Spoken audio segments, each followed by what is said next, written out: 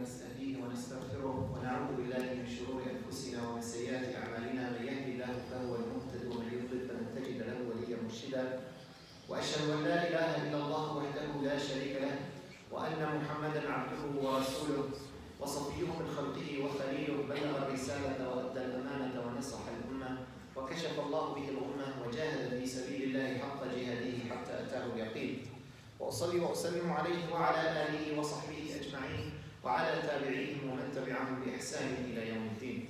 عباد الله، أوصيكم ونفسي بتقوى الله العظيم وطاعته وأحذركم من معصيته ومخالفة أمره ونهيه.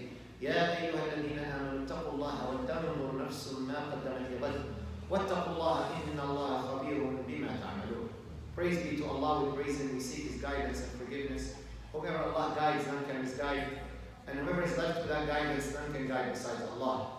We bear witness that there is no one worth worshipping but Allah, and we bear witness that Muhammad is His last prophet and messenger. Prayers and peace of Allah be upon him, upon his companions, upon his followers and their followers till the day of judgment. Ameen. Servants of Allah, have the taqwa of Allah.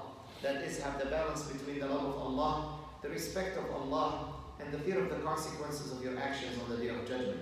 Have the taqwa of Allah and do not die except on the state of Islam, the state of submission to the will and the orders of Allah subhanahu wa ta'ala. It is very common that when we are listening to Khutbah al-Jum'ah, that the khatib or the speaker will give us this last piece of advice or last reminder that I just mentioned a few seconds ago. وَلَا تَمُوتُنَّ إِلَّا وَأَنْتُمْ مُسْلِمُونَ. And do not die except on the state of Islam. Where did this statement come from? This word or this phrase is mentioned in the Quran twice. Allah subhanahu wa ta'ala says in the Quran, O believers, have the taqwa of Allah and do not die except on the state of Islam. يَا أَيُّهَا الَّذِينَ آمَنُوا اتَّقُوا اللَّهَ حَقَّ تُقَاتِهِ وَلَا تَمُوتُنَّ إِلَّا وَأَنْتُمْ مُسْلِمُونَ.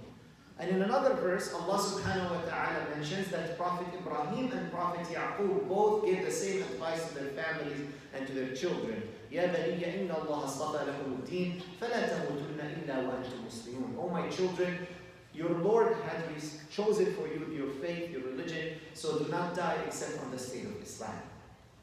Someone listening to this advice or this reminder every Friday should ask themselves, what does it mean not to die except on the state of Islam? How can I guarantee myself to die on the state of Islam?